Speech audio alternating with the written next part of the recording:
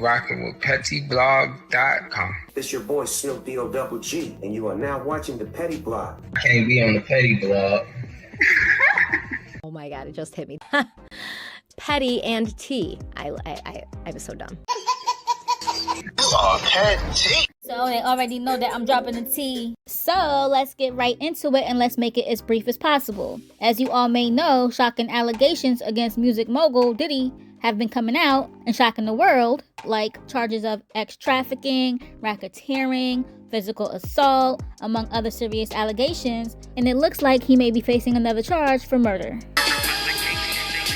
And that's because the family of late rapper Tupac Shakur have officially hired a prominent New York lawyer to investigate the links between Diddy and Pac's early demise. But the family of Tupac Shakur investigating a murder of Tupac. But that may not be as shocking to a lot of people because word that he's the one who hired a hitman to off Pac has been floating around since the 90s. Sean Diddy Combs. But back then, it kind of went on a hush-hush. And then resurfaced last year, which we did report on. So for those who may have missed that, here's the rewind. Diddy might be swimming in some trouble. And when they say everything done in the dark will come to the light eventually, they weren't lying because this happened 27 years ago and is now coming to the light with confirmation. Now, there has always been some chatter and suspicion that Diddy and Biggie had a role in Tupac's early departure, but it was just hearsay. And now, verbatim via The Sun, this says, the man accused of the offing of Tupac Shakur has made shock claims that hip-hop star Diddy orchestrated and paid $1 million for it.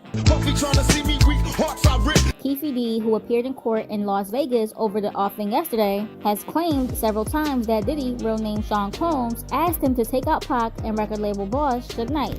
Representatives for Diddy did not comment when asked about the allegations, but previously Combs has dismissed claims that he was involved in Tupac's departure as nonsense. The U.S. Sun can reveal how the Compton gangster, real name Duane Davis, has made the allegation in his book, in social media interviews, and even in a secret police interview with the LAPD.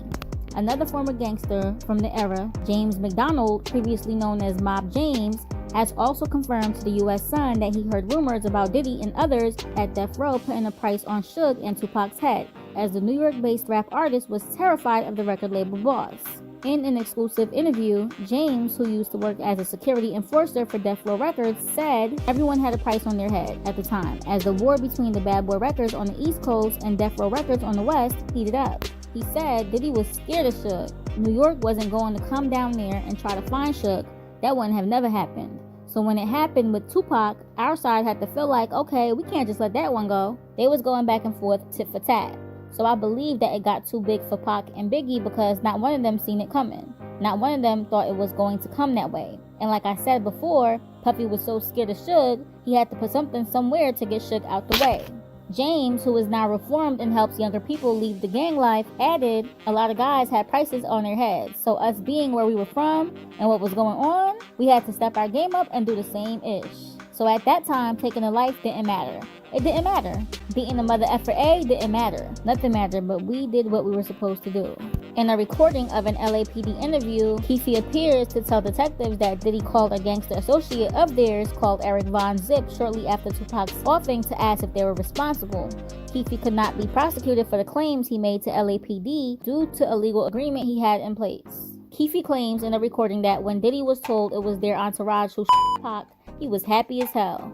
In another LAPD audio clip, Keefe then claims Diddy paid the fee for the hit to Zip, who kept the money for himself. In his book, Compton Street Legend, he claims that Diddy, known back then as Puffy or Puff Daddy, ordered the hit one day while they were out in New York eating pastrami sandwiches and drinking pink champagne. Not pink champagne. Keefe said Diddy told him, "I need to speak to you, big dog," and the pair went to the side to talk. He wrote in the book, "I'm able to smell and see fear." Puffy was full of fear. Keefe then alleges that Diddy said, "I have a couple of problems I need to be handled. Big CEO Suge Knight and Pac."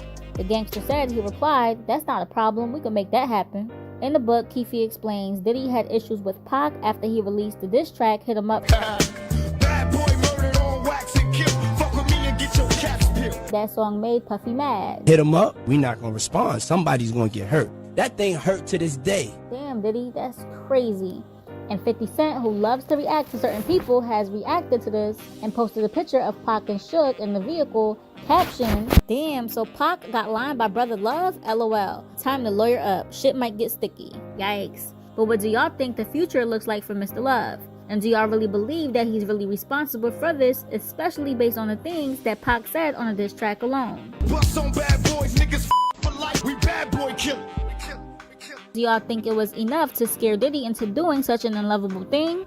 Wow, right? But yeah, so as you can see, 50 was been trying to warn Puffy to get lawyered up. He was giving him a heads up that it was coming. Now, please understand that, like I said in the video of last year that I just threw up in here, Keefe D's been saying that Puffy ordered him to do it, but it's been going ignored because he was Diddy. At the time, Diddy had so much pull that nobody was trying to hear nothing bad about him. Because you know, money runs everything. But now, fast forward, you can see that money can't always save you.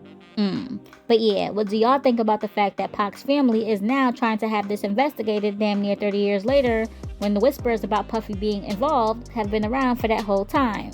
We really want to know your thoughts, so leave them below.